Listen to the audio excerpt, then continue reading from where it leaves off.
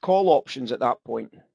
96,000, but it still doesn't tell as much, except for obviously volume generally as a rule is mostly at the money.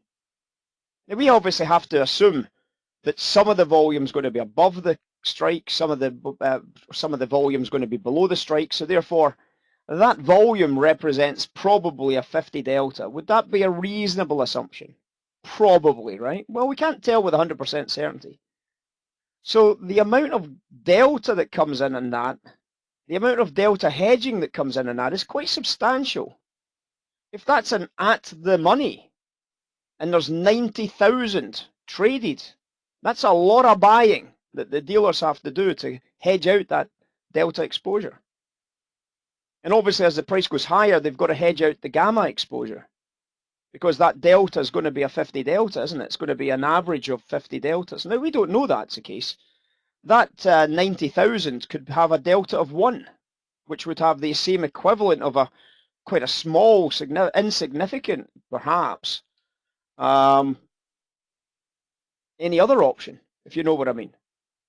But that's not what happens. People don't buy huge out of the money options because they're a waste of money most of the time.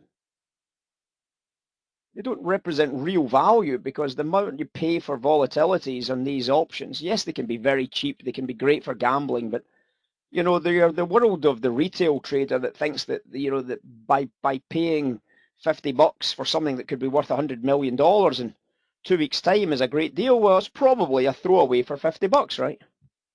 Probably a throwaway for $50. And that's what you're obviously always on guard about. But when you see big volumes, it's probably going to be an average of the monies. So when you see that volume coming in, you know how much buying is likely to show up on your charts on the Qs. You would know how much buying is likely to show up on your charts on the S&P because you can calculate it based on a 50 delta, based on a simple 50 delta. And that's why when we look at these volume lines, we can add them together, can't we? We could actually just go ahead and add all these volumes together. We could multiply it out by numbers and we could do all sorts of lovely bits and pieces in terms of indicators. But when you're looking at the shape of these, you know, it's the simple idea that, well, the more that we've got, the better. You know, the more net position we have, the better. So when we look at net positioning, of course, if I look at the delta net positioning, this is what it looks like, right? But this isn't true either. This isn't true. This isn't true. Why is this not true? Because depending upon where the call option comes out to play, you'd have to build a stochastic around that call option cliff. Do you know what I mean? Because we all know where the big commercial buys and sells are for call options. A commercial or a speculator will buy a call option when the prices are low. A commercial will sell a call option when the prices are high. So in other words, if I just look at the positivity here, we can see that there's obviously a very, very positive call option delta right there. You can see it. That's the net positioning of calls. And that's exactly how this trade works. It drives all the way through that net position of calls. Now, when you look at this one and you see nothing, and you suddenly realize that this one was when the equity markets was at its high, you start saying, no, that's a gamma scalp. That's a short call position. So depending upon where you are in the stochastic process, Cliff, for example. So in other words, if there's, I'll paint it so you understand what I'm talking about, so you guys all understand what I'm kind of talking about here. It makes maybe more sense to do that.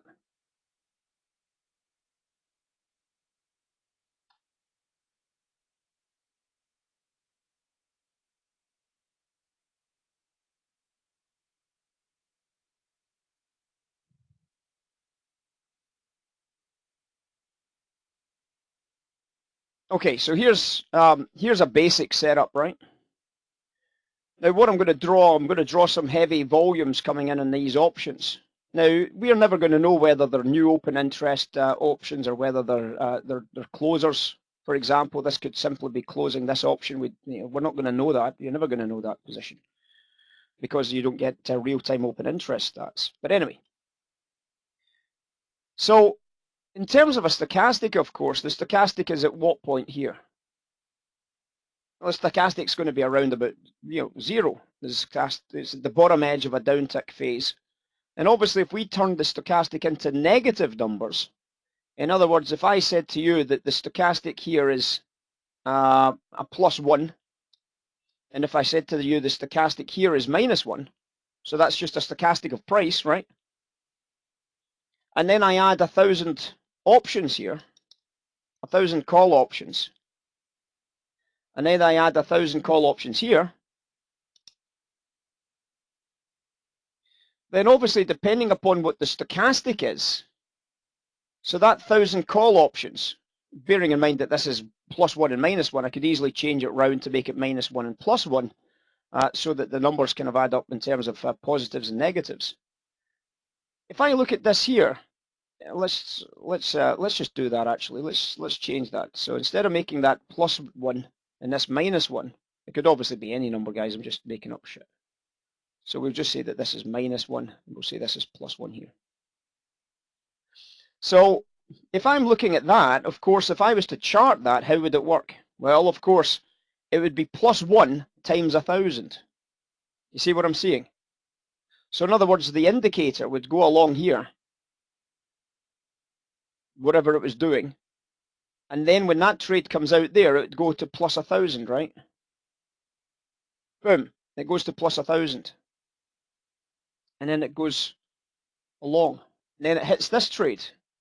And that's going to be 1,000 times -1 because it's at the top edge of the market. So in other words, this +1,000 is going to be -1,000 up here, isn't it? Because it's more likely that those calls are short. Now that's not quite the case because the dealer hasn't got unlimited risk to the upside, have they? Because the dealer's long call, so the desire to hedge that position is less, isn't it? It's less, but it's still there. So we could weight it in such a way that these options at the top edge don't drop the price as much. But obviously what does happen, of course, is that if it was just left as is, you'd expect to see that price just dropping back down again when that call option comes in at the high price. Well, isn't that interesting? You might say, what do you mean, isn't it interesting? Well, isn't it interesting that that storyline is exactly what's happened to the S&P? Do you see what's happened, Mike? It's exactly what's happened, isn't it? The buyers that came in for the call option here pushes the price up and the price drives. The call option at the top edge starts bringing in sellers at the top edge, not buyers. And that dealer sell comes into that break point that we talked about earlier, and we start seeing the selling unwinding through those price points. That's the whole point about reading and understanding the concept of gamma. It's crazy good, right? Calls are quite difficult to play that way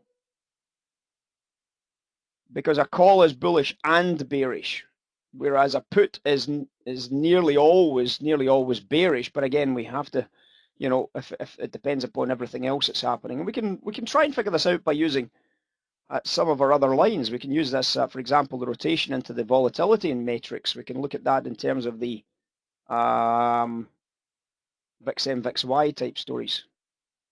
But it's something to think about, guys. It's a mental exercise more than anything. But I hope this makes sense why calls can be bullish and bearish. If it's at a bottom edge, it's nearly always going to be bullish. If it's at a top edge, it'll start dragging price down from the top edge because the person that does that trade is usually a seller. The person that does this trade is usually a buyer. And obviously, if the person that does this trade is a buyer, what's the market maker? The market maker is a seller. So the market maker needs to do what? The market maker needs to hedge. The guy that does this trade is usually going to be a seller. What does that make the market maker? The market maker is now a buyer. They're now long gammas. So they're now going to gamma scalp, right? You see what happens? So they're now going to gamma scalp. So when the dealers are now having to hedge that position, That means that they've got to buy stock here, they've got to buy stock here, they've got to buy stock here, they've got to buy stock as the gammas evolve. When they are long gammas, they're now going to gamma hedge that. They're going to have to, gamma scalp that, which means they sell stock into the highs, sell stock into the highs, sell stock into the highs. So when you see that storyline, that's exactly what unfolded, isn't it? That's exactly how this trade unfolded. That little piece of information from there to there tells you how this trade will probably evolve in time. Now you might be saying, but what happens if that is an exit of those call options? What happens if that big spike in volume is an exit of the previous trade? Well, it's still bearish because the dealer is still long stock, right? So the dealer has to sell those those stock out of the market. They don't want to be long stock, especially if the price starts dropping back off again. And that's the sell that you see developing coming back in. As soon as that price starts moving, the dealer will unload that stock position, and that's going to put that short trade. It's not a heavy short trade because it's not puts. It's never going to be a heavy short trade because it's not a put position. So when we see that, we can understand that this is going to be a slowdown position at higher prices. It's not an instant sell, it's a slowdown as that gamma builds at higher prices. Cliff was talking about the group, they're called Spot Alpha, Smart Alpha. No, that's what's Spot Alpha, Spot Gamma. I knew it was one of the Greeks. So there's a group called Spot Gamma, and they obviously do this this concept. But it's on an end of day basis, and because of that, obviously most of their data is out of date by the time you get to see it. But they talk a lot about, Cliffs will probably have seen it, they talk a lot about VANA. And VANA is the amount of hedging that the dealer has to do as the price evolves through time, depending upon whether the gamma is bullish or bearish. And a VANA looks like, we know what a VANA looks like. Oh no, that's a Vanka. And so when we're looking at VANA, VANA looks a little bit more like this. And I'll try and draw it, but the drawing tools in this are terrible, so I'll try and draw it anyway. So VANA looks a little bit like this, guys.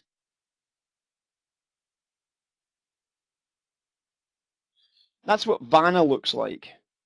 Now, what this means, of course, is that the desire to do anything at this price is zero.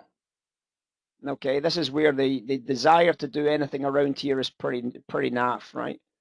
But this is all based around what we've been talking about, how much selling comes in at high prices against how much selling comes in at lower prices. And what happens, of course, is there's a lot of selling comes in at this price, which is obviously a significantly lower price. And there's selling comes in at a higher price. The selling comes in at the higher price because they've got gamma to hedge. So they're going to be selling here and they're going to be selling here. And that's why we see stuff like this. This is why we see this type of idea here. So if I said to you, where's the big sell coming in? Would anybody be able to point to where the big sell is? Well, there's a couple of places that we could start identifying, isn't there? The first thing you've probably already recognized is that there is a fairly substantial amount of selling coming in consistently all through that high price up here, isn't there? All that volume seems to be building on the short side of the trade here. So there's a lot of selling that's going to start coming in if the price comes away from that top edge up here. So obviously that selling stops around about here. So that's it finished in there. So that selling stops.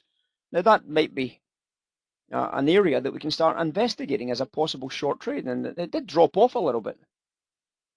So there's a large put option that's just came in here, hasn't there? So that put option, but I don't see an awful lot of hedging against that. So I'm not really reading that much. I want to see a hedge. So there's a put option that had hedging right there. So we can start to recognize where the put options are starting to come out to play here. So there was a put option right there that had hedging coming in. There was a fairly substantial put option that came in right there. That was the top of the price. So you can see these aggressive speculative put options. They do create very, very aggressively, they do create delta hedge selling. And when you see a large put option, they're the ones that you don't have any question marks about. So there's a large put option just coming in there on the stocks. So you can start watching for that sell-off on that trade right there. And there she goes. Look at that sell-off, guys. Almost instant. See it? Almost instant. Look at that, guys. That's crazy, isn't it? Look at that. So that put option just came in there. And this is what happened to the NASDAQ, for example. It got absolutely murdered behind that put option. So if you can see that put option coming in, if you watched that put option in real time, you would have got filled around about this 720 level. And it dropped all the way down to 700 almost immediately. So that put option, you know when you see a large put option, it'll nearly always bring in gamma selling. Nearly always bring in gamma selling regardless of where it is. So they're far easier to trade far easier to trade the put options they are to trade the call options, because the call options are bloody awkward. There's buying and selling attached to call options. There's only ever selling attached to put options. And you can see that that was an absolute genius put option trade right there. And I saw that before that big sell-off, by the way. That wasn't after the sell-off happened. As soon as I saw that volume, I says, watch this. And the price started to collapse behind that. The only downside, of course, is this only updates at the end of the minute. So this took place somewhere on this candle.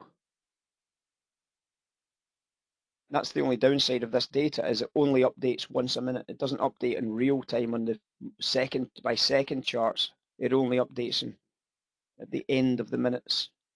And that means that you would have been trying to sell it, not on this candle where it actually was initiated, but somewhere on this candle here. So you'd have had to have been fast into that trade to have made that big breaker to the downside right there. And you can see that the volume vanished. Look at the volume in the NASDAQ. You see that, Costas? See that, Christian? No volume in it. The volume completely evaporated off the NASDAQ, and we ended up way down at the bottom edge. So for an institution to sell that, there's nothing. Absolutely nothing there. And obviously the volume started to build down here, and that started to push the price down. And that was it. That was the hedge in place. Beautiful.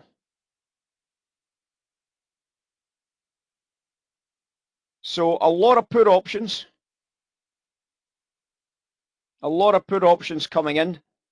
So the last few put options here and here, they've driven the price up, not down. So that's something that you're paying attention to. Perhaps there's a synthetic call buyer coming into play, but you can obviously see that from your value lines. If you're watching your value lines, it makes a lot of sense. And yes, there are call and put volumes for there are call and put volumes for the NQ, I'm pretty sure. If you want to just look at the NQ, CVLQE, guys, is the equity, volume equity for the NASDAQ.